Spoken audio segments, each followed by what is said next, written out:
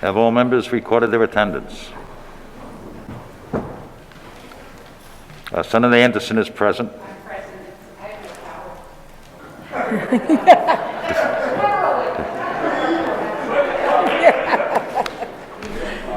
power. Neither do I, Senator.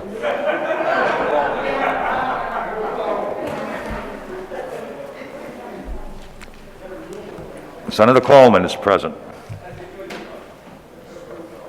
If all members have recorded their attendance, the clerk will please lock the machine. There are 31 members present. There is a quorum. I call on Senator Goodwin. Thank you, Mr. President. Without objection, I move to adjourn 2 weeks ago today's session. Senator Goodwin moves to adjourn the last session, which was 2 weeks ago. All those in favor indicate by saying aye. Those opposed, nay. The ayes have it. Thank you, Senator Goodwin. Senator McCaffrey, your light is on. Now your light is off.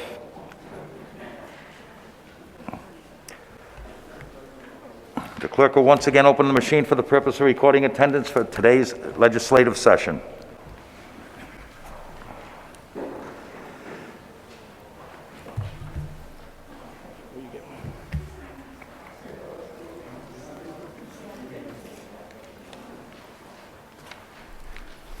If all members have recorded their attendance, the clerk will lock the machine. Senator Anderson is still present. There are 32 members present. There is a quorum. I call on Senator James A. 70, representing the towns of Bristol, Portsmouth, and Tiverton. I ask all members to rise for today's invocation and pledge of allegiance. Gracious God, you are the source of all authority and the power that transcends all others. Guide, protect, enlighten, and inspire these 38 men and women with all the resources they will need to sit well in these very special seats. Amen. Amen. To the flag of the United States of America and to the republic for which it stands, one nation, under God, indivisible, with liberty and justice for all. Thank you, Senator 70. The first order of business is the reading of the journal for April 6th. The clerk will please read. State of Rhode Senator Island, 70. Mr. President, I move that further reading of the journal be dispensed with and that the journal be accepted as printed. Senator 70 moves that further reading of the journal of April 6th be dispensed with and that the journal be accepted as printed without objection. So ordered. Next order of business is the introduction of guests. Next order of business is communication, is committee reports or communications. Thank you. Appointments by the Governor. His Excellency the Governor transmits the following appointment and requests the advice and consent of the Senate. The appointment of Dominic Pontorelli to the East Providence Waterfront Commission, Senate Committee on Housing and Municipal Government. Appointment by the Governor. His Excellency the Governor transmits the following appointment and requests the advice and consent of the Senate.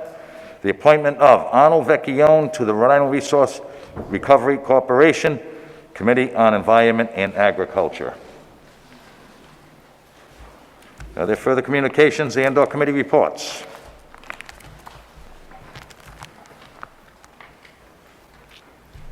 That brings us to new business. For immediate consideration, a resolution by Senator Hannah M. Gallo, a Senate resolution proclaiming April 24, 2021 as Armenian Genocide Remembrance Day to commemorate the Armenian Genocide of 1915 to 1923 and in honor of Armenian Americans. Madam President. Mr. President, could that please be read?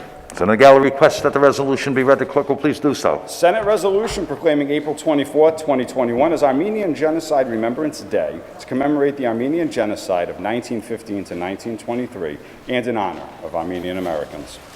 Whereas the Armenian Genocide was conceived and carried out by the Ottoman Empire from 1915 to 1923 and resulted in the deportation of nearly 2 million Armenians, of whom 1.5 million men, women, and children were killed, and the remaining 500,000 survived but were expelled from their homes. This act succeeded in the elimination of the Armenians from the historic ancestral homeland where they had resided for over 2,500 years. And whereas on May 24, 1915, for the first time ever, the Allied powers of England, France, and Russia jointly issued a statement explicitly charging another government of committing a crime against humanity. And whereas this joint statement declared, all Allied governments announced publicly to the Sublime Porte that they will hold personally responsible for these crimes all members of the Ottoman government, as well as those of their agents who are implicated in such massacres.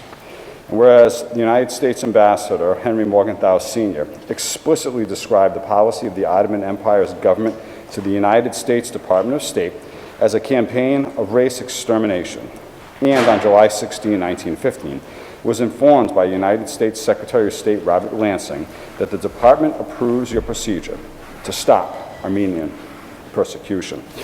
And whereas the post-World War I Turkish government indicted the top leaders involved in the organization in the execution of the Armenian Genocide and in the massacre and destruction of the Armenians, and in a series of court-martials, officials of the Young Turk regime were charged, tried, and convicted for organizing and executing massacres against the Armenian people.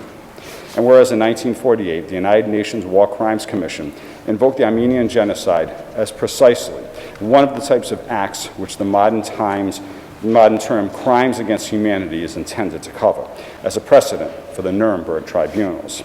And whereas the United National Archives and Record Administration holds extensive and thorough documentation of the Armenian Genocide, especially in its holdings under Record Group 59 of the United States Department of State, Files 867 and 867.4, which are open and widely available to the public and interested institutions.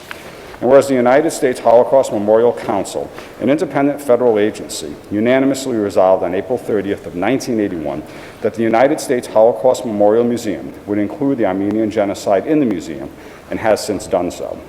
And whereas when one enters the United States Holocaust Memorial Museum, there is an exhibit depicting Adolf Hitler, who, on ordering his military commanders to attack Poland without provocation in 1939, dismissed objections by stating, "Who, after all, speaks today of the annihilation of the Armenians," thus setting the stage for the Holocaust.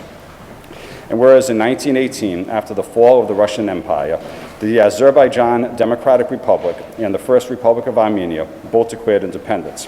However, shortly thereafter, they became part of the Soviet Union. The modern Republic of Azerbaijan once again proclaimed its independence in August of 1991, shortly before the dissolution of the USSR.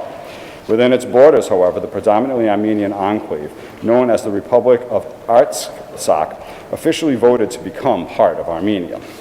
And whereas Azerbaijan sought to suppress the separatist movement while Armenia backed it, Turkey has close ties to Azerbaijan and was the first nation to recognize Azerbaijan's independence in 1991. In 1993, Turkey, in addition to engaging in numerous hostilities, shut its border with Armenia in support of Azerbaijan during the War of the Republic of Artsakh. And whereas in Turkey's continuing aggression and genocide of Armenians that began more than 100 years ago, an armed conflict between Azerbaijan, with military support provided by Turkey, and the Republic of Artsakh resulted in Armenia being forced to return many of the surrounding territories it had occupied for decades. And although current ceasefire and negotiations were agreed upon, Azerbaijan continues to seek unilateral concessions through threats of the use of force. Now, therefore, be it resolved that this Senate of the State of Rhode Island hereby recognizes April 24, 2021 as Armenian Genocide Remembrance Day in the State of Rhode Island. And be it further resolved that this Senate hereby respectfully requests the President of the United States and the United States Congress to call on the government of Turkey to face history and acknowledge this crime of genocide committed by the Ottoman Turks in 1915, and urge the Turkish government to make restitution for the loss of lives, confiscated properties, and general unlawful deportations, separating the indigenous population from their homelands. And be it further resolved that the Senate hereby expresses its deepest sympathy to the Armenian American community of Rhode Island and assures them that this genocide will always be commemorated and never forgotten. And be it further resolved that the Secretary of State be and she is hereby authorized and directed to transmit duly certified copies of this resolution to the Honorable Joseph Biden, President of the United States, the Rhode Island Congressional Delegation, the Governor of the State of Rhode Island, the Armenian Assembly of America in Washington, and the Armenian National Committee in Washington. Thank you, Mr. Clerk. Madam President. Thank you, Mr. President. Today we join together to remember and commemorate the more than 1.5 million men, women, and children of Armenian descent who were slaughtered by the Ottoman Empire between 1915 and 1923. According to the Armenian National Institute in Washington, D.C., it is estimated that close to 2 million Armenians were living in the Ottoman Empire just prior to World War I, when the Turkish government subjected its Armenian population to deportation, expropriation, abduction, torture, massacre, and starvation. It's important that we never forget this dark chapter of history, and it is critical that we learn from it and work toward fostering understanding and eliminating hatred from our own communities. As we have seen way too often in recent times, there are still those who harbor sentiments of racial superiority or inferiority, and that the risk that they become emboldened and violent is real. Armenian Genocide Remembrance Day is a time to reflect on the past and resolve not to allow that sort of hatred to take root and spread ever again. President Biden recently became the first United States president to acknowledge the horrors suffered by the Armenians during World War I and acknowledged that it was indeed a genocide. Through this acknowledgement, healing may begin for those who suffered from such an extreme hate and intolerance.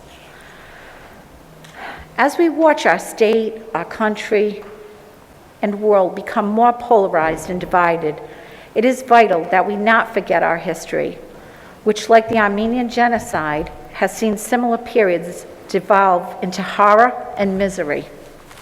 It is up to all of us to protect our collective humanity and stand true against acts of aggression, hate, and persecution. We must all take action so that events like the Armenian genocide remain in our history and not become current events that affect millions. The Armenian American community in my district and throughout the state is strong and vibrant. Its contributions to our community in Cranston and in Rhode Island are as tremendous as they are diverse, and I am grateful to call them friends, neighbors, and valued members of our state. Today we acknowledge their history, both tragic and triumphant, and we all stand united in support and truth, so that such monstrous actions are never again committed against any people, and in turn fostering a world of tolerance, love, and cooperation for the benefit of all. Thank you, and I move passage. Senator Gallo moves passage of the resolution. Is there a second? Second by Leader McCaffrey. Senator Goodwin. Senator Anderson, Senator Miller, Senator Felag, Senator Lombardo, Senator Ciccone, Senator Lombardi, Senator DeMaria, Senator Casada, Senator Lawson, Senator Mack, Senator Algier, Senator Burke, Senator Mendes, Senator Archibald, Senator Dela Cruz, Senator Rogers, Senator Bell, Senator Cano, Senator Raptakis, Senator Murray, Senator Oyer, Senator Valverde, Senator Coyne, Senator Seveny, and Senator DePalmer. Senator Archibald, your light is lit. Senator Archibald would like to be recorded as being present.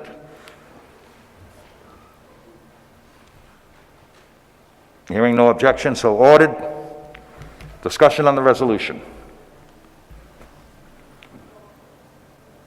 Those in favor of the resolution, please indicate by saying aye. Those opposed, nay. The ayes have it. The resolution is adopted. The second item for immediate considerations by Senator Sandra Cano.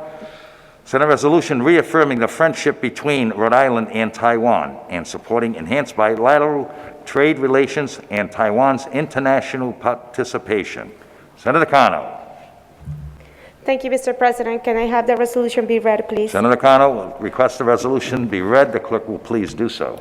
Senate resolution reaffirming the friendship between Rhode Island and Taiwan and supporting enhanced bilateral trade relations and Taiwan's international participation. Whereas the United States and Taiwan share a vibrant bilateral relationship marked by a mutually beneficial partnership, supported by our common values of freedom, democracy, rule of law, and a free market economy, and our countries now enjoy the strongest relations ever. And whereas President Tsai Ing-wen has worked tirelessly to safeguard democracy and the way of life in Taiwan, ensure the prosperity of Taiwan's 24 million people, and has expressed commitment to peace and stability in the Indo-Pacific region. And whereas the United States Departments of Commerce, Agriculture, and State, in a formal letter sent to the governors of all 50 states, dated September 30th of 2019, stated that expanding relations with Taiwan in areas such as trade, education, investment, and tourism is fully compatible with and supports U.S. policy and can be beneficial to your state or municipality. And whereas President Tsai has expressed Taiwan's desire to reach a bilateral trade agreement with the United States, and the United States Senate unanimously passed the Taiwan Allies International Protection and Enhancement Initiative Act of 2019 on October 28th of 2019, affirming that the United States should engage in bilateral trade negotiations with Taiwan. And whereas the Taiwan government has donated 135,000 surgical masks and 5,000 N95 masks to the state of Rhode Island to assist in the fight against COVID-19, demonstrating that Taiwan is a responsible stakeholder and should be included in the World Health Organization and the World Health Assembly. And whereas the United States ranks as Taiwan's second largest trading partner, and Taiwan is the 10th largest trading partner of the United States, with bilateral trade in goods and services amounting to approximately $90 billion in 2020, which helped create or support approximately 373,288 United States jobs. And whereas New England exported more than $1 billion in goods to Taiwan, in which Rhode Island exported $24 million in goods, making Taiwan the 17th largest export market of Rhode Island in the world and the 6th largest export market in Asia in 2018. And whereas being a key transport hub in the Asia-Pacific region, Taiwan's inclusion in international organizations such as the World Health Organization, the International Criminal Police Organization, and the International Civil Aviation Organization is imperative for the best interest and safety of the international community. In addition, Taiwan's participation in the United Nations Framework Convention on Climate Change is necessary in the global effort to combat climate change. Now, therefore, be it resolved that this Senate of the State of Rhode Island hereby supports a stronger United States-Taiwan relationship under the Biden administration, including the signing of a bilateral trade agreement, and seeks to further strengthen the Rhode Island-Taiwan partnership and encourages the Rhode Island state government to further explore ways to strengthen and promote bilateral exchange between Rhode Island and Taiwan in all areas, including signing a memorandum of understanding with Taiwan regarding bilateral economic and trade exchange and cooperation.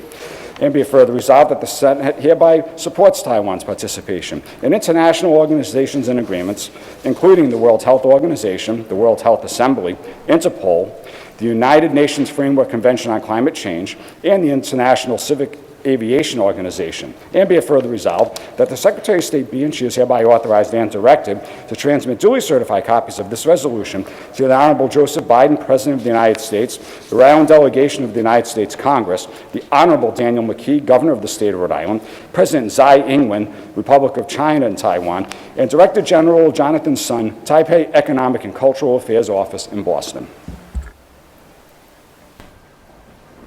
Thank you, Mr. Clerk. Chairwoman Cano. Thank you, Mr. President, members of the Senate. This resolution is a resolution that is very meaningful for the state of Rhode Island and relationship with the Taiwan government. The city of Pawtucket, as many of you know, have a long-standing relationship with the Taipei Economic and Cultural Office in Boston. As many of you had probably attended in the past, in the city of Pawtucket, we are very happy to host a Taiwan Day when we do have dragon boat races, and it really showcases the culture, the food, the hospitality, and the whole Taiwanese like good culture and in the good relationship that we do have. We're certainly very proud in the city of Pawtucket to host this Taiwan Day. It's been very popular throughout the years. And we hope that we are able to do something again soon when COVID allows us to, pass this pandemic. Also, I'd like to say very much thank you to the government of Taiwan for the donation of 135,000 surgical masks and 5,000 masks of N95 to the state of Rhode Island. The bilateral relationship that we do have, I was very fortunate to be able to visit Taiwan Taiwan with then Lieutenant Governor Dan McKean, which is now our governor, and in a delegation to make sure that we picked up some boats that were donated to that Taiwanese Day in Patake. Those 6 boats that were donated were beautiful, but what it was most important to me was that I got to know the people of Taiwan firsthand, their hospitality, their partnership, and their friendship. I also like to say thank you so much to, and congratulations to the new Director General, Jonathan Son, from the Taipei Economic and Cultural Office in Boston, and also to Lillian Hahn, which has been a good friend and is the person that really get us all together to talk about more relationships between our state and Taiwan. With that, I'd like to say thank you to them, and I urge you all to pass this resolution, and I move for passage. Thank you, Mr. President. Chairwoman Connell moves passage of the resolution. Is there a second? Seconded by Senator McCaffrey, Senator Gallo, Senator Lombardo, Senator Felix, Senator Mendes, Senator Chacon, Senator Anderson, Senator DeMario, Senator Lombardi, Senator Coleman, Senator Lawson, Senator Casada, Senator Picard, Senator Mack, Senator Algier, Senator Burke, Senator Miller, Senator Archibald, Senator Dela Cruz, Senator Rogers, Senator Bell, Senator Apteka, Senator Murray, Senator Oyer, Senator Valverde, Senator Coyne, Senator Seveny, and Senator De Palma. Senator Coleman, Senator Sosnowski. Discussion on the resolution. Senator Algier? No, all set, Mr. President. Those in favor of the resolution, please indicate by saying aye. Those opposed, nay. The ayes have it. The resolution passes. Next item is by Senator Algier. A Senate resolution expressing deepest condolences on the passing of Edward J. Morgan. Mr. Leader. May I have that read, Mr. President? Leader Algier requests that the resolution be read. The clerk will please do so. Senate resolution expressing deepest condolences on the passing of Edward J. Morgan.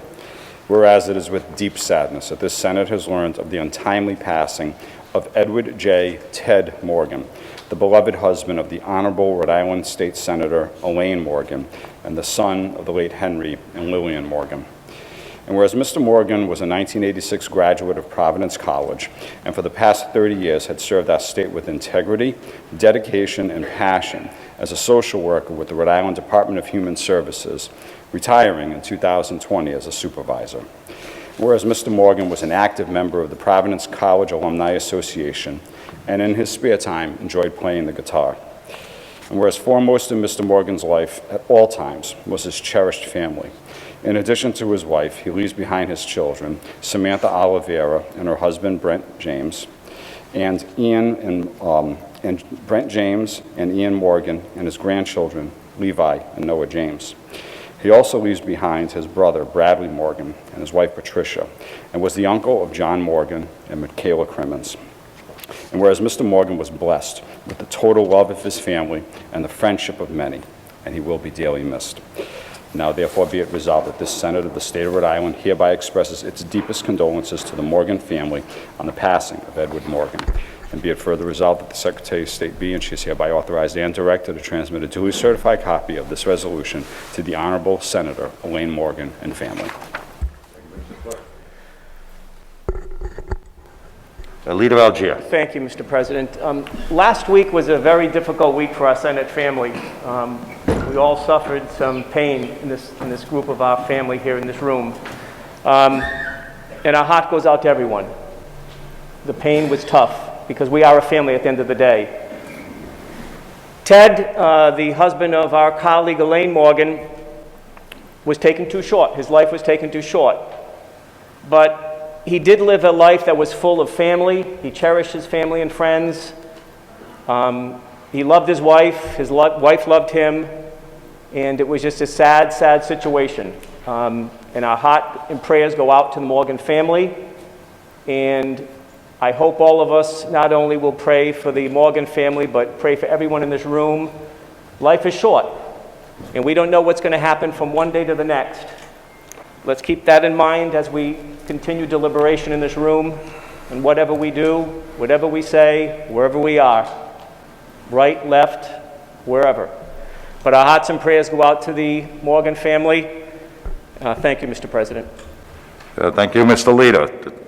Leader Algier moves the resolution. Is there a second?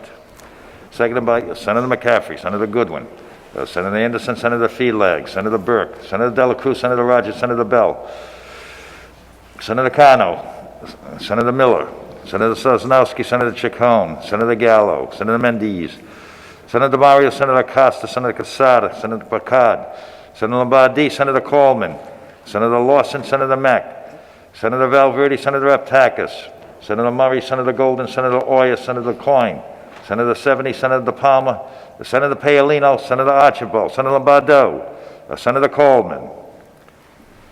Is there discussion on the resolution before us? Also, Senator Pearson seconds it.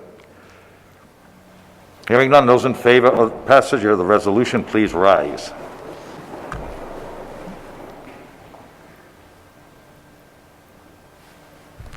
The resolution is adopted.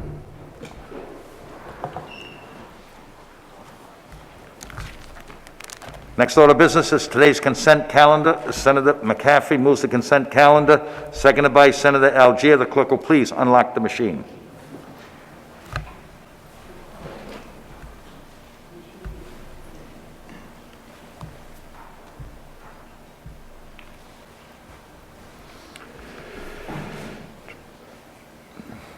Have all members recorded their vote?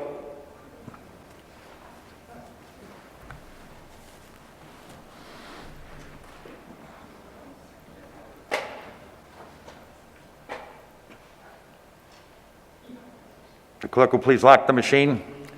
There are 36 votes in the affirmative, none in the negative, and the consent calendar is adopted.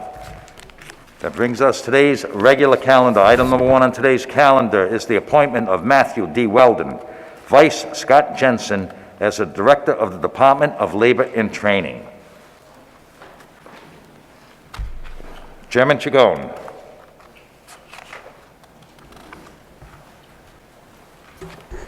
Thank you, Mr. President and colleagues.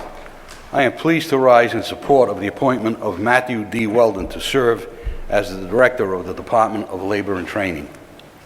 Matt has spent his career in public service.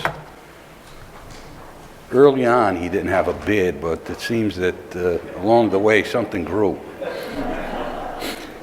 First, serving for several years as the Director of Senate Services. From there, he went to serve in the drug court, where he was responsible for managing and supervising daily activities of the court and its participants. For the past decade, Matt has worked in the Department of Labor and Training, first as Chief of Program Development, and then for nearly the past decade as Assistant Director for Administrative Services. In this role, Matt was Senior Leader in the Executive Office, responsible for policy and program development, including research and writing legislation, analyzing current practices to ensure streamlined service delivery, and establishing new department-wide initiatives.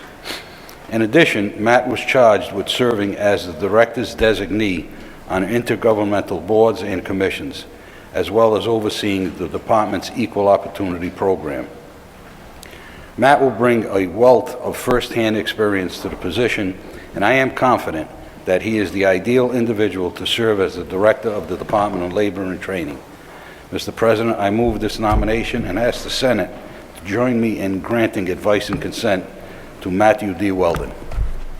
Chairman Chacon moves the appointment of Matthew D. Weldon, Vice Scott Jensen, as Director of the Department of Labor and Training. Is there a second?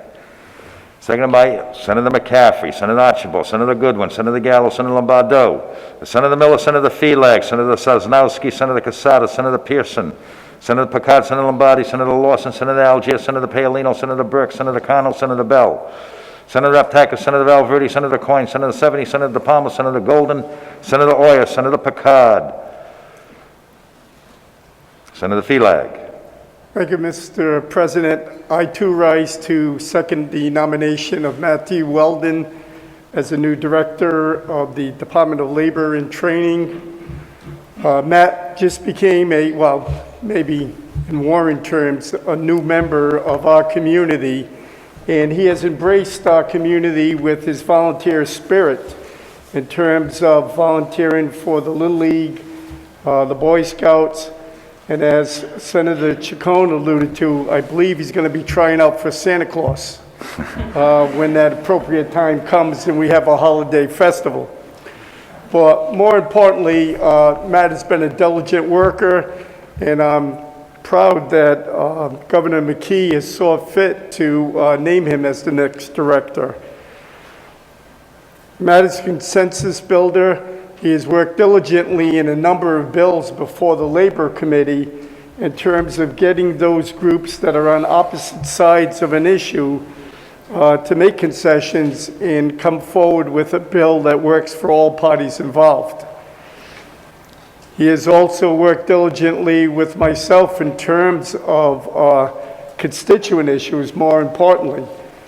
His role as director is probably the most important within state government because it's ensuring those individuals who are entitled to unemployment benefits receive those, but also to go after those who have fraudulently applied for those types of benefits.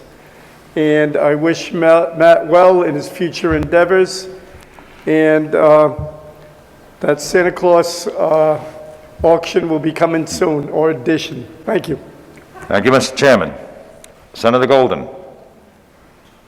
Thank you, Mr. President. I too rise in support of Matt Weldon. I am absolutely delighted to see his appointment and our vote here today. I have known Matt probably since before I was elected and working on paid leave, and have always sought his advice and input, and have felt his view of understanding what's needed for the labor force in our state is incredibly important, and really seeks to find a way to balance the needs of everyone in our state. Matt has been a leader not only in Rhode Island, but across the country, as he has sat on subcommittees and the board of the National Association of State Workforce Agencies, where he's been able to lend a voice to what is going on in Rhode Island and help other state agencies understand how they can replicate the work that we do right here in Rhode Island. He's been a resource to pretty much every state that has passed paid leave after Rhode Island, and has shared with them the benefit of having a publicly run program, and how important it is to have a state agency invested in the work of running a paid leave program. And for that, I appreciate his advocacy. And also, I want to point out that this year alone, we have seen the dramatic impact of the lack of adequate childcare and what happens when people don't have access to childcare. This from the advocacy world has been something that has been pushed and asked for of DLT to take real leadership in partnering with DHS. I know this is a commitment Matt has to ensuring that we have a robust and well-educated and well-funded childcare system, and I really appreciate that. And finally, I will say that as Senator Felag just mentioned, Matt has always been there, whether it's a big policy thing or an individual Rhode Islander who needs help. In this past year, I have been in a Facebook page, a mutual aid COVID Facebook page, and I have seen multiple times how many people have said, oh, if you need help, just email Matt Weldon, and given out his email and his cell phone number, which was not me. I was not doing that. But, but he has clearly helped and touched so many people's lives in Rhode Island, whether it was from helping them get their unemployment benefits or other benefits that are available to them in the state, as well as being a wonderful resource to all of us. So I encourage all of my colleagues to support his appointment. Thank you. Thank you, Senator Golden. Whip Goodwin. Thank you, Mr. President. I rise just for a moment to offer my support to Matt Weldon. I, like you, Mr. President, are one of the few senators that knew Matt when he first came as a very young man to work for the Senate. He did an outstanding job then. And over in the drug court, I know personally how many families he helped. If you reached out to him when he was head of the drug court, I mean, you got a response. And I know that you helped people succeed in this world. Matt, congratulations and all of your good work at DLT. Just your response, I think you're one of the hardest working state employees that I've ever seen in my long career here. And I said that at your advice and consent hearing. I mean, even just a few minutes ago, Senator Casada and I were talking just how wonderful he is at responding. I've never heard a complaint about him. So kudos to you, Matt. I'll just finish by saying the former director, not Scott Jensen, former Director Fogarty and I were having dinner, and he could not stop singing the praises and how lucky the state was and how well chosen Governor McKee was to choose Matt Weldon. And when I heard that recommendation, Matt, I wasn't sure today if I move forward with a yes vote, but I guess I will. Congratulations to you, Matt. Thank you, Mr. President. Thank you, Senator Goodwin. Senator Bell.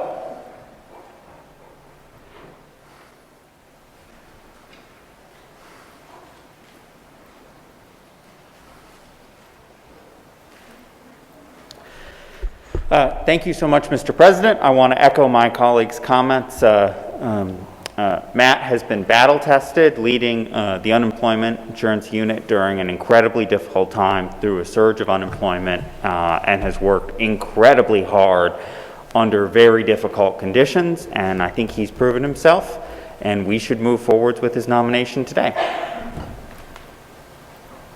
Thank you, Senator Bell. Senator Archibald. Thank you, Mr. President. Nice to come on the heels of an enthusiastic support from Senator Bell. Matt, I say that affectionately. You know, Sam, I'm quite fond of you. Say that affectionately.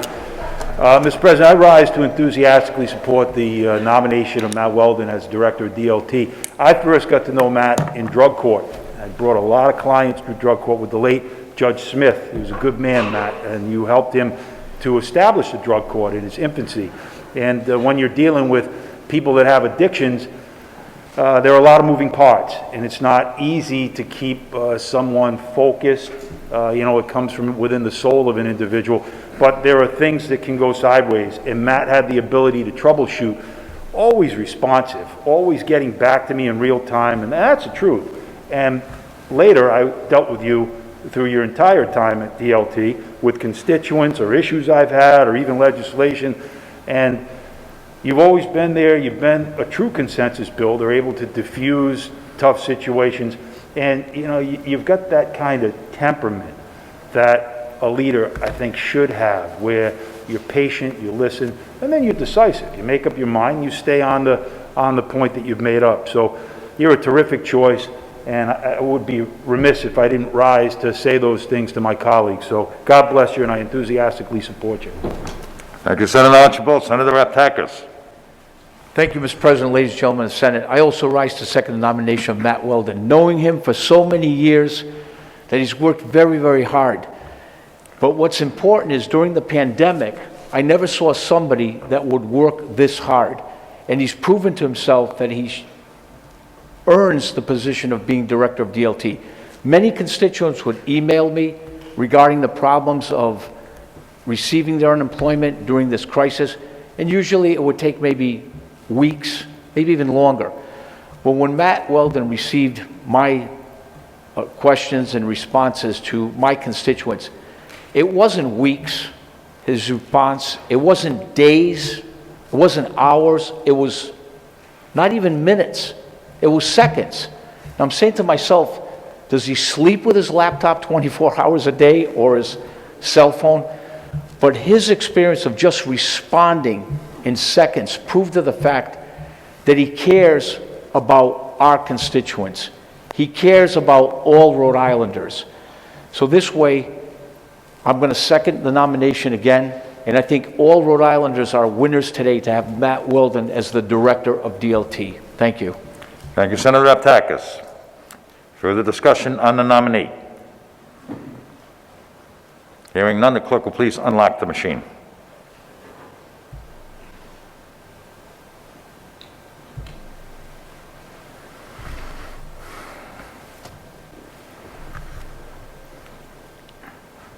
Have all members cast their vote?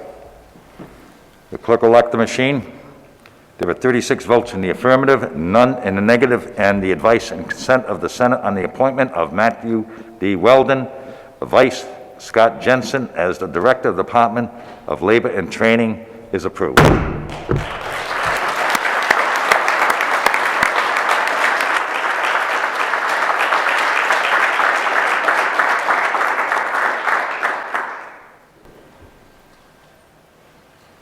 Senator Bell, your light is lit.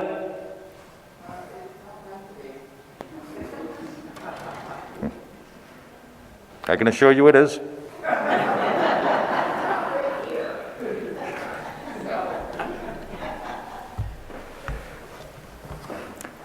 Second item on today's agenda is by Senator Ciccone, Senate Bill 87, an act relating to education, certified nurse teacher. Chairman Ciccone. Thank you, Mr. President.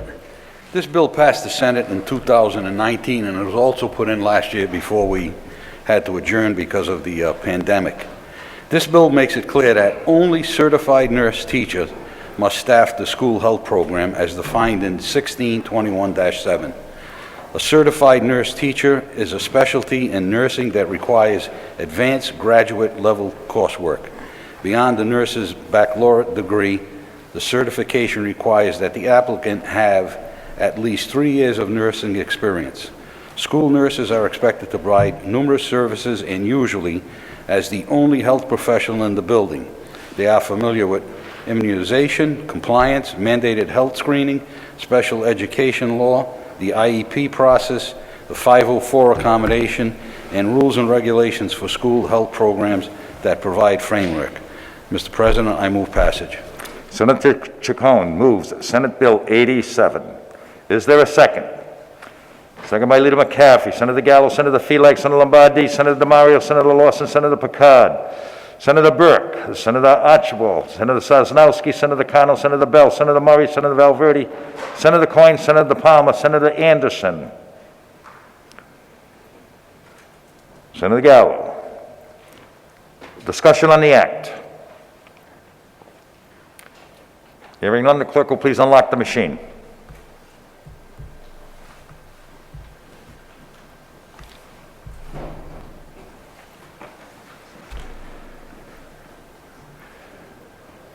If all members have recorded their vote, the clerk will lock the machine. There are 34 votes in the affirmative, none in negative, and the act passes. Item number 3 on today's calendar is Senate Bill 355 by Senator Casada, an act relating to education curriculum. Senator Casada. Thank you, Mr. President. This legislation being in front of the Senate before is nothing new. This is go hand by hand with another legislation that we're going to pass in a little while by Senator Ciccone. Is to make the Department of Education to provide as a curriculum how they're going to provide dual language, and they have to present that to you, to the Senate President and the Speaker of the House as soon as possible. As a mother, I believe in dual language. I remember when my children were young, I had 3 children, and all my children speak Spanish. And one of the reasons maybe I don't speak better English is because I never spoke English at home. Because for me, it was so important for my children to be able to speak the language.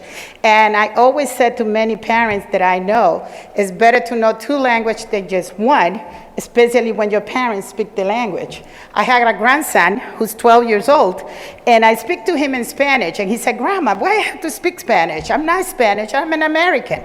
And I said to him, I says, "Jaden, you have to speak both of the language, and especially you that you have the opportunity that we speak the Spanish at home, it's better for you to speak both of the language." I really think United States is not taking that advantage for children to speak more than one language, and I think that's an advantage that we're taking as a country, and I'm very glad that we in Rhode Island are doing that, and with that I move pass it. Thank you. Senator Casada moves passage of the act. Is there a second? Seconded by Senator Goodwin, Senator Miller, Senator Felix, Senator Sosnowski, Senator Ciccone, Senator DeMario, Senator Costa, Senator Lombardi, Senator Picard, Senator Coleman, Senator Lawson, Senator Mack, Senator Anderson, Senator Goodwin, Senator Mendes, Senator Gallo, Senator Paolino, Senator Burke, Senator Archibald, Senator De La Cruz, Senator Bell, Senator Cano, Senator Murray, Senator Valverde, Senator Coyne, Senator Oyer, Senator 70, Senator Palmer, Senator Coleman. On the act, Senator De La Cruz. Thank you, Mr. President. I love this bill. It's enabling legislation to implement dual language. I myself am, English is my second language, and I did not learn English until starting kindergarten. I was held back in the first grade because I didn't have strong command of the English language. And I think it's absolutely vital, not only to learn a second language, to speak with family, but also enriches one's education. So I heartily support this bill. Thank you, Senator Dela Cruz. Is there further discussion on the act? The clerk will please unlock the machine.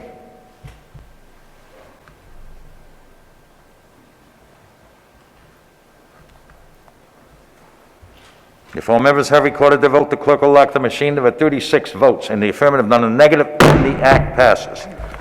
Item number 4 on today's calendar is by Senator Chacon. Senate Bill 457, an act relating to education, the World Language and Dual Language Immersion Act. Chairman Chacon. Thank you, Mr. President. Once again, this bill passed the Senate in 2018, 2019, and unfortunately last year we had a slight lapse in passing any type bills. This bill requires that the Rhode Island Department of Elementary and Secondary Education to establish a dual language program fund and the position of a world language and dual language immersion specialist within RIDE. This bill requires RIDE to allocate $200,000 annually from its existing budget. Dual language immersion is a method of instruction that promotes a student's full proficiency in all aspects of English and another language. And this bill would also help our students to move in the global economy that needs more than one language at this point in time. With that, Mr. President, I'd like to thank Senator Quesada, who collaborated with me on the previous bill and this bill. So with that, I move passage. Senator Chacon moves passage of the act, seconded by Senator McCaffrey, Senator Goodwin, Senator Anderson, Senator Gallo, Senator Lombardo, Senator Miller, Senator Felag, Senator Sosnowski, Senator Paolino, Senator Burke, Senator Archibald, Senator Cano, Senator Bell, Senator Reptacker, Senator Murray, Senator Oyer, Senator Coyne, Senator 70, Senator Valverde, Senator Lombardi, Senator Coleman, Senator Lawson, Senator Mack, Senator DeMario, Senator Acosta, Senator Quesada, Senator Picard, Senator De Palma, and Senator Coleman. Discussion on the act. Senator Quesada. I would like to get request to be in the affirmative on item number 2, because my computer wasn't working, and the second legislation. You would like to be recorded in the affirmative on item number 2, Senator? Yes. Hearing no objection, it does not change the outcome. So ordered. We're still on item number 4. Further discussion. Hearing none, the clerk will please unlock the machine.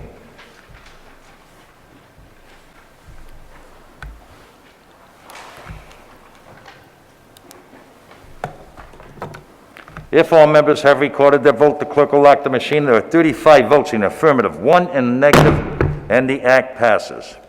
Next item is item number 5 on today's calendar, Senate Bill 44 Sub A by Senator Sosnowski, an act relating to property subject to taxation, volunteer firefighter, emergency medical technician, property tax exemption, enabling legislation.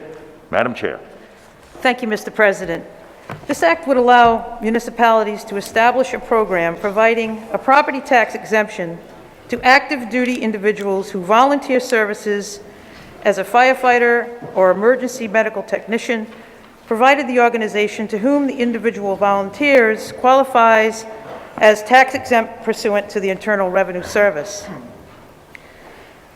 I was asked to put this legislation in. South Kingstown has a robust volunteer fire departments. We have the Union Fire District and also the Kingston Fire District. I'm sure you, Mr. President, and the senators here would agree that these volunteer firefighters and EMTs are true heroes. They're my hometown heroes. And they not only protect people and property within the district, but they give mutual aid when needed to the neighboring cities and towns. So this enabling piece of legislation would allow, I'm hoping more towns will adopt this. We do have several towns in Rhode Island that do offer some type of property tax abatements to volunteer firefighters. So I'm hoping that more towns will do this. And it's an important step to show appreciation to the service of these volunteers, the first responders who give their put their lives on the line every day. And I've always noticed that, but especially what we've been through the pandemic. So with that, Mr. President, I would move passage.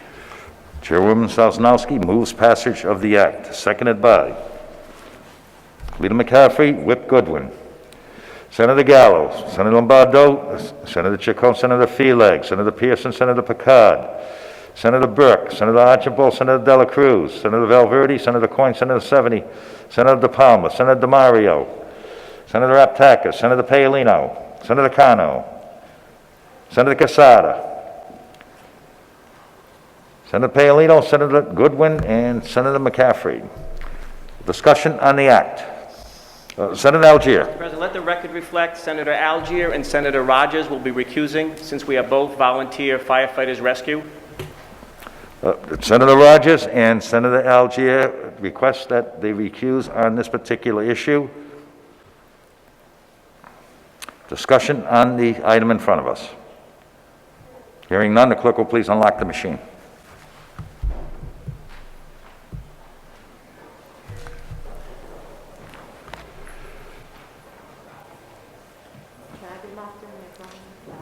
Senator Lawson requests you be recorded in the affirmative.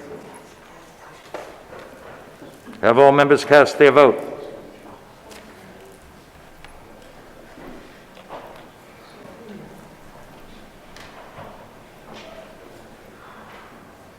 Clerk will please lock the machine. There are 33 votes in the affirmative, none in the negative, and, 34 votes in the affirmative, none in the negative, and the act passes. Senator Paolino, your light is lit. Thank you, Mr. President. Without objection, can I be recorded in the affirmative on number 4? And I would also like to thank my two colleagues, Senator Rogers and Senator Algier, for serving as volunteer firefighters. Thank you. Thank you, Senator Paolino. Would like to be recorded in the affirmative on item number 4. It does not change the outcome. Hearing no objection, so ordered. We are on item number 6 by Senator Goodwin, Senate Bill 102, an act relating to taxation, property subject to taxation, exemptions. Madam Whip. Thank you, Mr. President. This is a local bill introduced on behalf of the City of Providence that would grant the Providence Community Health Centers a tax-exempt status. They have been tax-exempt and operating since 1968. We're just codified in law. I don't know why they're not now, but anyway, there's a council resolution on file, and I move its passage. Senator Goodwin moves passage of the act, seconded by Senator Casada, Senator Miller, Senator Sosnowski, Senator Gallo, Senator McCaffrey, Senator Archibald, Senator Murray, Senator Coyne, Senator De Palma, Senator Pearson, Senator Burke, Senator Feelag, Senator Sosnowski, Senator Lombardo, Senator Chacon, Senator Lombardi. Is there discussion on the act? Hearing none, the clerk will please unlock the machine.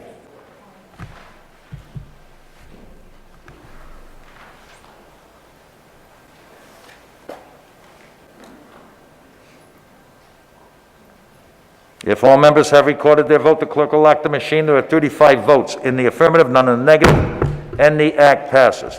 Next item on today's calendar is by Senator Lawson, Senate Bill 708, an act relating to a tax agreement between the City of East Providence and ExxonMobil Oil Corporation. Senator Lawson. Thank you, Mr. President. This is a local bill. This legislation enables the City of East Providence to enter into a tax treaty with ExxonMobil. This is a result of a dispute over a tax assessment that's over a decade ago. The two parties agreed to a new assessment, and the city would credit Exxon for $2 million over 10 years without interest. And it is accompanied with the appropriate resolution in support from the East Providence City Council, and I move passage. Senator Lawson moves passage of the act, seconded by Senator McCaffrey, Senator Goodwin, Senator Chacon, Senator Casada, Senator Lombardi, Senator Pearson, Senator Burke, Senator Archibald, Senator Coyne, Senator 70, Senator Felag, Senator Murray, Senator Kano. Is there discussion on the act? The clerk will please unlock the machine.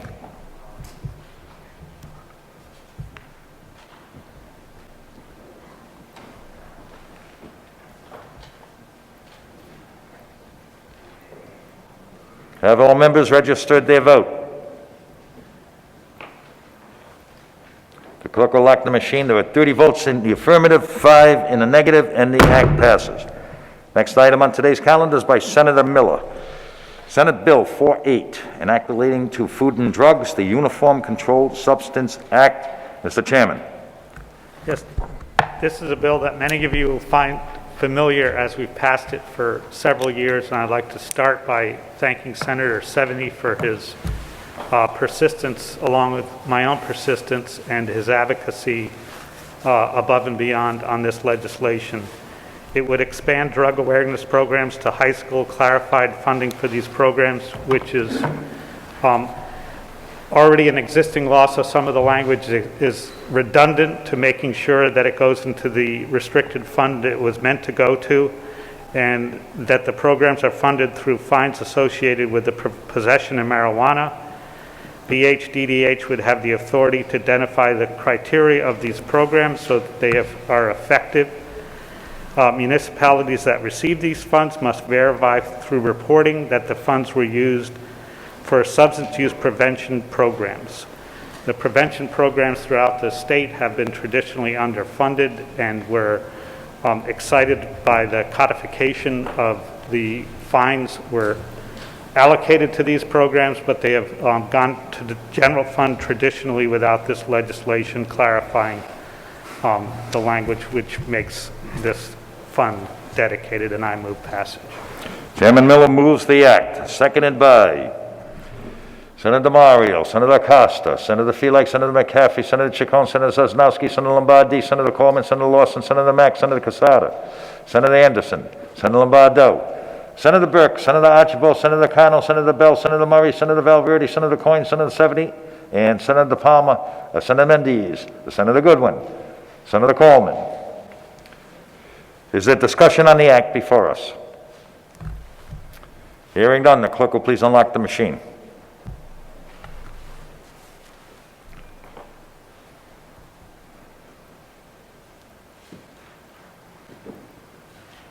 If all members have recorded their vote, the clerk will lock the machine. There are 35 votes in the affirmative, none in the negative, and the act passes. Next item on today's calendar is by Senator Lombardi, Senate Bill 232, an act relating to business and professions, physical therapists. Senator Lombardi. Thank you, Mr. President. Ladies and gentlemen of the Senate, this is a bill that we've passed before at least a couple of times. This bill will allow physical therapists to order diagnostic tests such as x-rays that are performed and to be interpreted by other licensed healthcare professionals. We have similar legislation in Utah and Wisconsin already passed. The military has allowed physical therapists to do so for 40 years. PTs undergo extensive training in this regard, and all they're doing is ordering the diagnostic tests. They're interpreted by other professionals, and I move passage. Senator Lombardi moves passage of the act. Is there a second? Seconded by Leader McCaffrey. Senator Anderson, Senator Gallo, Senator Goodwin, Senator Mendes, Senator Lombardo, Senator Chacon, Senator Miller, Senator Felag, Senator Sosnowski, Senator DeMario, Senator Casada, Senator Coleman, Senator Lawson, Senator Burke, Senator Archibald, Senator Paolino, Senator Bell, Senator Cano, Senator Raptakis, Senator Valverde, Senator Coyne, Senator 70, Senator De Palma, Senator Miller. Discussion on the act. Senator Gallo.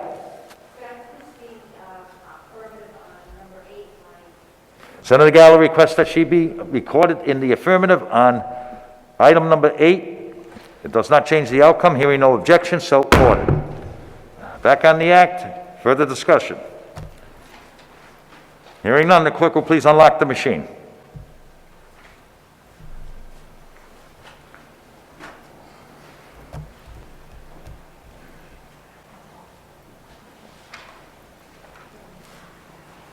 Have all members recorded their vote?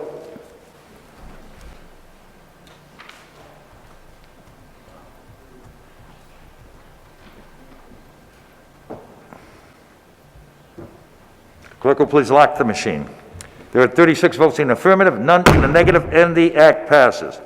Next item on today's calendar is by Senator Archibald, Senate Bill 306, an act relating to Food and Drugs Uniform Control Substances Act. Senator Archibald. Thank you, Mr. President. I rise in support of this bill. We had passed a piece of legislation similar to this on the number of opioids that could be prescribed by a physician with regulatory oversight, I think a couple of years ago before the pandemic. Everyone in this chamber is aware that there's been an opioid crisis in this nation of ours, and it's been of catastrophic consequence for so many people, and every life, I think, to some degree has been touched by someone who's been subject to an addiction from opioids. And what this legislation would do is it would require healthcare professionals, those individuals who dispense opioids, to discuss with their patients the risks of prescription opioid drugs upon the first prescription and the second refill or third prescription. As we know, the misuse and overuse of these opioids is a national crisis, as I've said. There's a statistic I have here. Roughly 21 to 29% of patients prescribed opioids for chronic pains misuse them. Additionally, according to the Allied Against Opioid Abuse organization, a recent study showed more than 2/3 of patients who undergo surgery do not use all of their painkillers, and a few safely store or dispose of them. I've been guilty of that myself in the past before I've thrown out opioids that I don't like to take, first of all. I won't take them unless it's absolutely critical. I want to thank Chairman Miller. He's a driving force behind all this. If it weren't for him and his open-mindedness and helping to move this legislation across, I don't know if it is as pronounced as it is. I move passage, Mr. President. Senator moves passage of the act. Is there a second? Second by Senator McCaffrey, Senator Gallo, Senator Miller, Senator Sosnowski, Senator Chacon, Senator Lombardi, Senator Casada, Senator Picard, Senator Burke, Senator Dela Cruz, Senator Cano, Senator Bell, Senator Murray, Senator Valverde, Senator Coyne, Senator Lombardo, Senator Felag, Senator Anderson, Senator Paolino, Senator Seveny, Senator DePalmer, Senator Mario, Senator Felag, Senator Goodwin. Discussion on the act.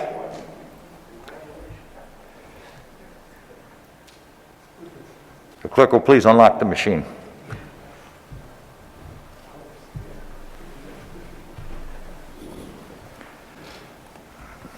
If all members have recorded their vote, the clerk will lock the machine. There were 36 votes in the affirmative, none in the negative, and the act passes.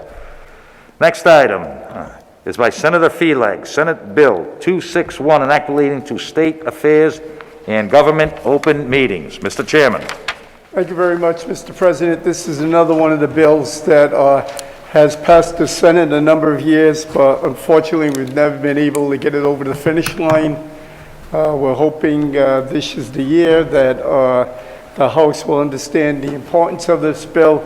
Basically what it does is exempt those fire companies that have no obligation or no inclination or no ways about to purchase anything for their community. Some of the fire districts within our state have taxing authority, and those individuals obviously should be prone to the open meeting law.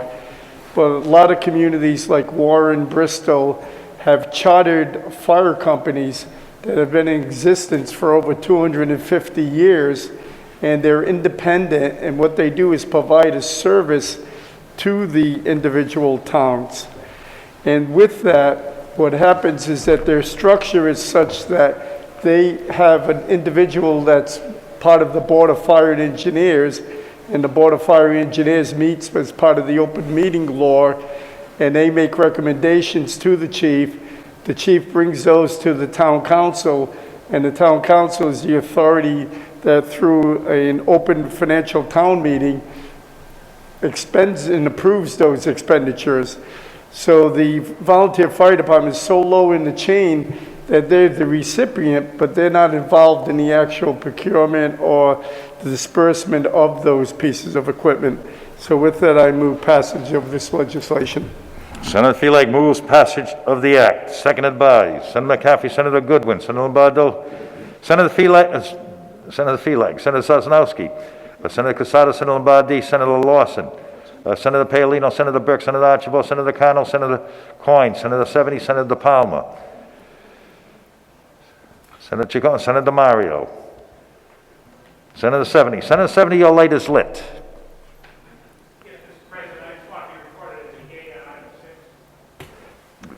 Senator 70 requests he be recorded in the affirmative on item number 6. It does not change the outcome. Hearing no objection, so ordered. On the act before us, is there discussion? Hearing none, the clerk will please unlock the machine.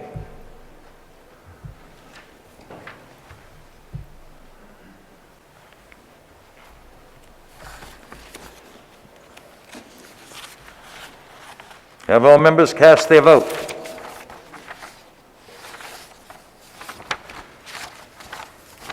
Clerk will lock the machine. There are 35 votes in the affirmative, none in the negative, and the act passes. Next item on today's calendar is item number 12 by Leader McCaffrey, Senate Bill 519, an act relating to Aeronautics, Rhode Island T.F. Green International Airport. Mr. Leader. Thank you, Mr. President, ladies and gentlemen of the Senate. The airport in Warwick is an economic engine for the city of Warwick and the state of Rhode Island, and this is an opportunity to raise the airport's brand nationally. The airport was established in 1931 as the Hillsgrove State Airport, and then in 1938 it was renamed to the T.F. Green Airport in honor of former Governor and U.S. Senator Theodore Francis Green. Today this bill changes the name of the airport to the Rhode Island T.F. Green International Airport, and this change has been touted as a way to increase awareness of Rhode Island's main airport, as well as to keep the continuing name of T.F. Green there. And I move passage, Mr. President. Leader McCaffrey moves passage of the act, as seconded by Senator Gallo, Senator Lombardo, Senator Chacon, Senator Sosnowski, Senator Felag, Senator Miller, Senator Casada, Senator Lombardi, Senator Burke, Senator Archibald, Senator Coyne, Senator 70, Senator DePalma, Senator Valverde, Senator Lawson. Is there discussion on the act? Senator Bell. Thank you so much, Mr. President. And first, I do want to appreciate that we are preserving the name of T.F. Green, who's a truly important figure in Rhode Island's history, who deserves to be recognized, and I'm very glad we're continuing to recognize him. That being said, although this is an important step forwards, and I'm very glad we're keeping his name, I do think that there are two particular issues that we have to think about here. So for the first one, I was hoping that the majority leader would yield to a question. Will the leader yield to a question? He will. And, the question is, how many international destinations can one reach in a flight from T.F. Green Airport, or soon to be Rhode Island T.F. Green International Airport? You know, I don't know how many we can reach today in the pandemic, but prior to the pandemic, there were flights that went to Ireland, and there were flights that went to other countries. So thank you so much. The flights that went to Ireland have now been canceled. There were flights to the Dominican Republic, canceled. I believe Mexico, canceled. It is my understanding that there is currently only one destination that relatively recent that has not yet been canceled, and I believe that is Toronto, Canada. My concern with adding the international designation is more with the expenditure of public money on a quite large scale made to get us to this point. It seems like a simple name change, but in order to get us to this point, millions and millions of dollars of the public money have been allocated in a way that I don't believe is the most efficient. We spent an enormous amount of money to set up a customs station at the airport. We spent millions of dollars on corporate welfare for an airline, and in this case we resorted to an airline whose business practices were so unethical that Hillary Clinton and other prominent leaders in our country suggested that the airline should not be allowed to do business in our country. And yet these flights keep getting canceled because it doesn't make economic sense to have international flights from the state of Rhode Island, and sometimes we have to face economic realities. Millions and millions of dollars have been spent for a simple name change, and I'm concerned that should the one remaining flight not be canceled, as the previous flights have been, we will face an embarrassment that we changed our name to become an international airport and then have no international flights. This has happened in the recent past where we had no international flights, and I'm worried it's going to happen again, and it'll be an embarrassment for our state. But more, I'm concerned that it has not been an efficient allocation of resources to spend so much money to do so much to try to get these international flights. I think sometimes we should be proud of who we are as a state. We should be proud of our role.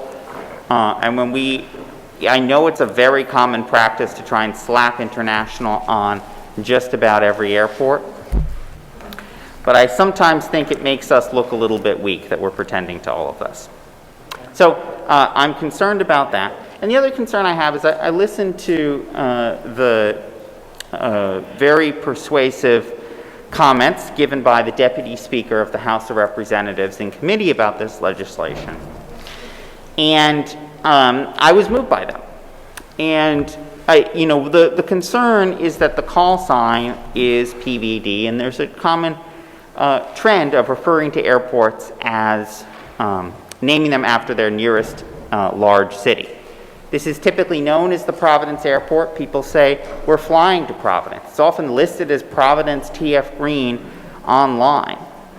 And so leaving out the name of the city of Providence, particularly when it is the call sign for the airport, is, I think, somewhat concerning. I understand it's the airport for the whole state, but I do think it's a little bit uncomfortable to have one name and then have the call sign be something else.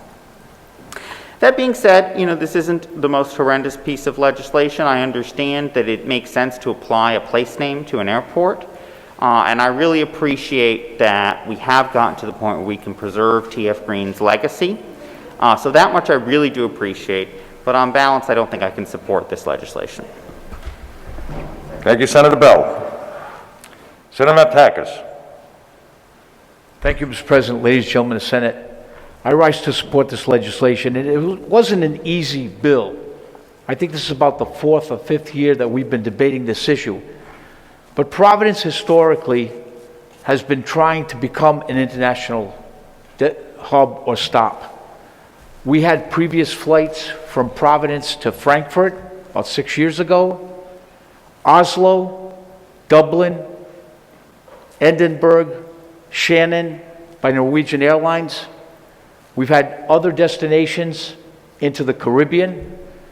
So we can't blame the state or TF Green for trying to add the word international because of this pandemic that has destroyed international travel. Cathay Pacific, a major airline that flies from Hong Kong to many destinations, Boston, New York, had 98% decline. They only had 95 passengers in one day. So the name international for a state like Rhode Island is going to carry forward for the future. This airport needs to grow, and it is probably a better alternative than heading up to Logan to contend with hours of traffic. It took me almost 3 hours yesterday when I arrived back from Athens, 3 hours just to drive from Logan all the way to Providence and Coventry.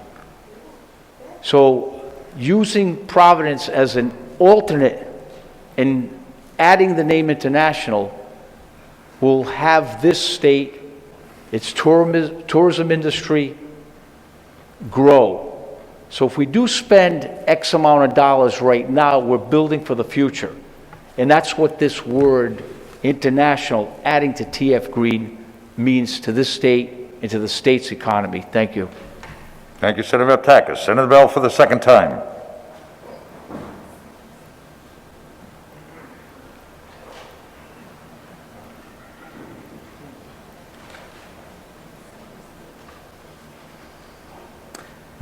Thank you so much, Senator Rep. Takis. I just did want to clarify that these flight cancellations of the flights, of the international flights, such as the flights to Ireland, I believe in most cases, if not all of them, happened before the pandemic. So it was not a pandemic-related issue. And the second thing, I think that Senator from Coventry could not have made my point better, that we refer to this airport as Providence colloquially, and that is often how it is referred to. We all say, as the senator did, that we're flying to Providence, we're flying out of Providence, and I strongly concur with him. This is a very important airport. We want it to grow, and we need it to grow, and it is much more convenient than going up to Boston. I could not agree more. Thank you, Senator Bill. Senator Archibald.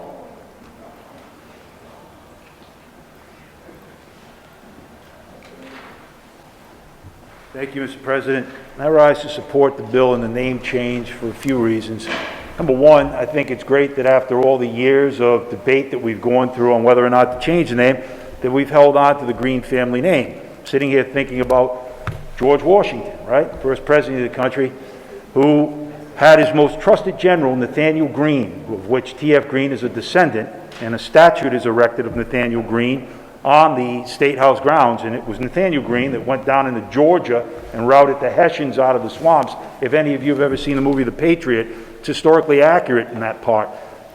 Anyway, I think it's great that we've held on to the Greene family name, particularly with T.F. Greene being the founding figure in the airport. In terms of the international venue, look, it's an economic hub for our state. Before the COVID pandemic, the airport was going through with its director, a plan for great economic expansion.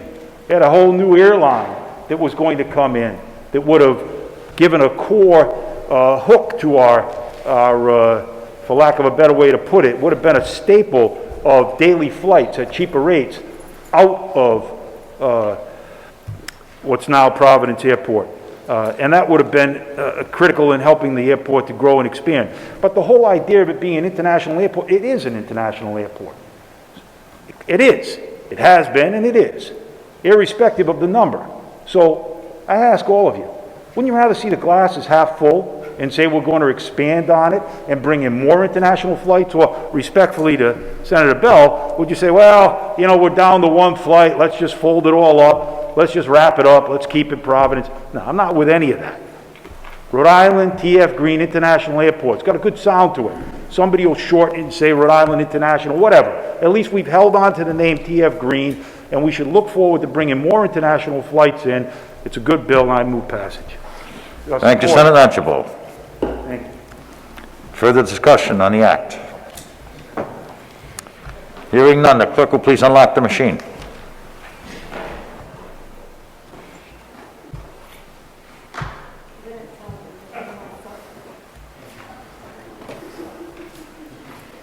If all members have recorded their vote, the clerk will lock the machine. There are 33 votes in the affirmative, 1 in the negative, and the act passes. Next item is Senate Bill 747 by Senator Carno, an act relating to alcoholic beverages, retail licenses. Madam Chair. Thank you, Mr. President, members of the Senate. This is a local bill from the city of Pawtucket, and this act would exempt the city from the restrictions from issuing liquor licenses within 200 feet of a school or place of worship for the Tidewater Landing project. And I move passage. Senator Carno moves passage of the act. Is there a second? A second by Leader McCaffrey, Senator Goodwin, Senator Felag, Senator Chacon, Senator Coleman, Senator Lawson, Senator Burke, Senator Archibald, Senator Bell, Senator Coyne, Senator Murray, Senator Coleman, Senator Casada, Senator Costa, Senator Mendes, Senator Mario. Is there discussion on the act? Hearing none, the clerk will please unlock the machine.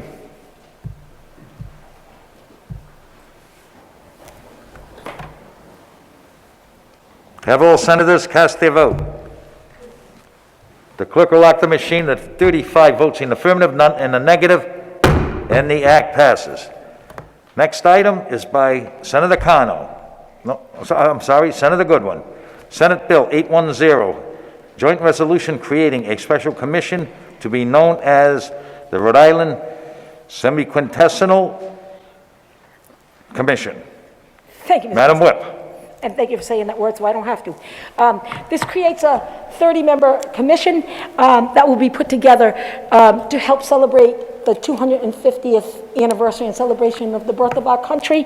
50 other states across the United States will be also putting together these commissions. I think it'll be a nice way to showcase the state. We've already had interest, or I know I've had people contact me about interest in serving on this.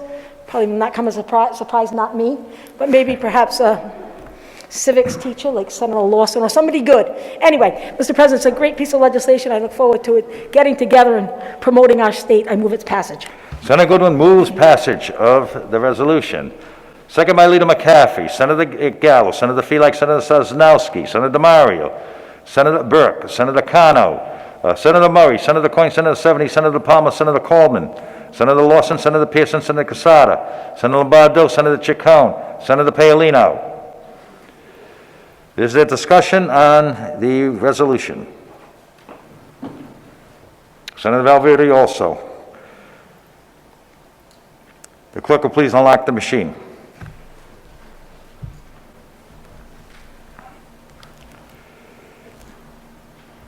If all members have recorded their vote, the clerk will lock the machine. There were 34 votes in the affirmative, none in the negative, and the act passes.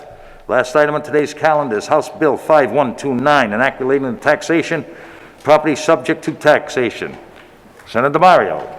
Thank you, Mr. President. This is the House version of a municipal bill that we passed in the Senate on March 16th, and I move passage. Senator DeMario moves passage of the act, seconded by Senator Goodwin, Senator McCaffrey, Senator Sosnowski, Senator Felix, Senator Lombardo, Senator Burke, Senator Chacon, Senator Cano, Senator Murray, Senator Valverde, Senator Coyne, Senator Palmer, Senator Coleman, Senator Lawson, Senator Casada, Senator Pearson. Is there discussion on the act before us? Hearing none, the clerk will please unlock the machine.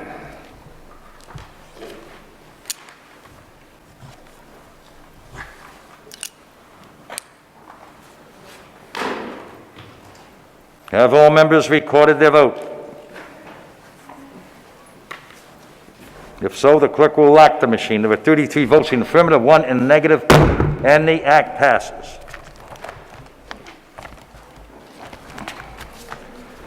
That concludes today's calendar. We now revert to announcements. Are there any announcements? Senator Archibald, your light is lit. Senator Archibald would like to be recorded in the affirmative on the last vote. It does not change the outcome. Hearing no objection, so ordered. Senator Valverde, your light is lit. Same request on the same item? Number 12. Senator Valverde requests you be voted in the affirmative on item number 12. It does not affect the outcome. Hearing no objection, so ordered. Back to announcements. Senator DeMario, while you're there. Thank you, Mr. President. I'd like to announce for planning purposes that the Environment and Agriculture Committee will be meeting tomorrow virtually at 3 p.m. Thank you, Senator. Senator Felag. Thank you very much, Mr. President. Announcement, please. 1 second, Senator. Let's please keep it quiet so we can all hear the announcements. Please proceed, Senator Felag. For planning purposes, the Finance Committee will be meeting this Thursday at 3 p.m. via the WebEx. Your prompt attendance is greatly appreciated. Thank you, Senator Felag. Senator Murray. Same request. Please proceed, Senator Murray. Thank you, Mr. President. For planning purposes, Special Legislation and Veterans Affairs will be meeting tomorrow at 5 p.m. via WebEx. Thank you, Senator Murray. Senator Cano. Thank you, Mr. President. Announcement. Please proceed, Madam Chair. The Senate Education Committee will be meeting tomorrow, Wednesday, at 5 p.m. via WebEx. Thank you. Thank you, Senator Cano. Senator Burke. Announcement. Please proceed, Senator Thank Burke. you, Mr. President. The Committee on Labor will be meeting at 3 p.m. tomorrow. Thank you, Senator Burke. Senator Archibald. Thank you, Mr. President. Announcement, please. Please proceed, Senator. Thank you, Mr. President. Judiciary will be meeting Thursday at 3 p.m. Thank you, Senator Archibald. Chairwoman Sosnowski. Thank you, Mr. President. Announcement. Please proceed, Madam Chair. The Senate Committee on Commerce will be meeting Thursday at 3 p.m. via WebEx. Thank you, Madam Chair. Senator Valverde. Thank you, Mr. President. Health and Human Services will be meeting on Thursday at 5 o'clock via WebEx. Thank you, Senator Valverde. Further announcements or introduction? Further announcements? Are there any additional announcements? No, not yet, though.